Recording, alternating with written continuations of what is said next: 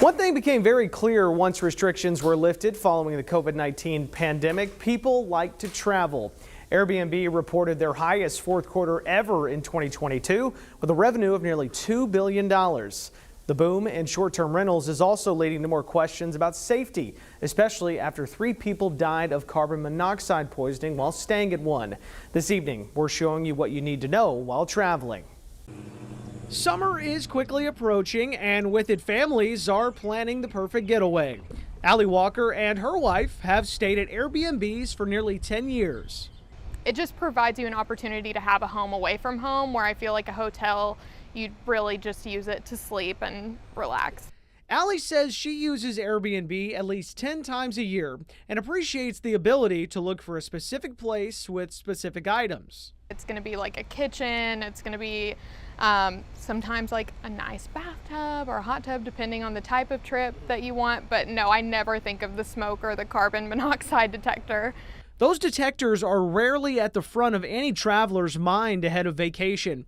Tragically, 3 Americans died in Mexico City inside their Airbnb vacation rental from carbon monoxide poisoning in October of 2022. Following that incident, Airbnb suspended the listing and canceled upcoming reservations while offering support to the victims' families. But what exactly is an Airbnb host's responsibility when it comes to carbon monoxide detectors? Mike Orndorff has owned and operated multiple Airbnb short-term rentals, or STRs, in the Petaway neighborhood of Little Rock since 2015. Probably had 3,000 people stay here because not everybody reviews, but we've had at least 1,100 people review this particular STR. Orndorff says once his Airbnb property is listed, he makes sure all detectors are functioning properly. When I was setting up this, is that they asked if it was on site, and of course it is. So we clicked yes, and so when people are renting a STR, they can see, at least on the Airbnb site, that it is, whether they have a carbon monoxide detector or not.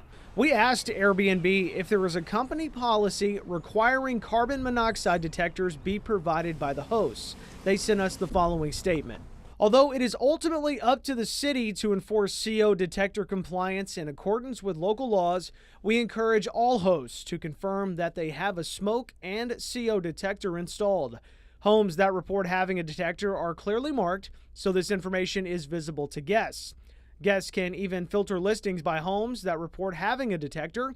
If a guest books a listing where a host has not yet reported detectors present, we flag this so that they are aware and can take precautionary steps as needed.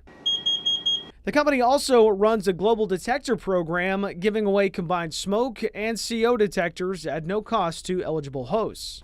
Orndorff recommends that if you are looking to become a host, try to stay near your property or have someone you trust close by.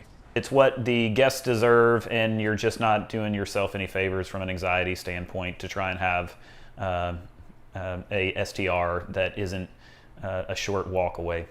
And if you're traveling, you can always contact the host to make sure the CO detector is working, as well as take a mobile detector with you on your trip. Something Allie says she will certainly do on her next trip. Absolutely, because you want to make sure that it's up to date, especially if they're not staying in the home a lot. Airbnb. And that was Hayden Balgavy reporting. Airbnb says they also work with fire services and safety experts around the world on home safety guidance. We have a link to their policy in the related article on our website at teasv11.com.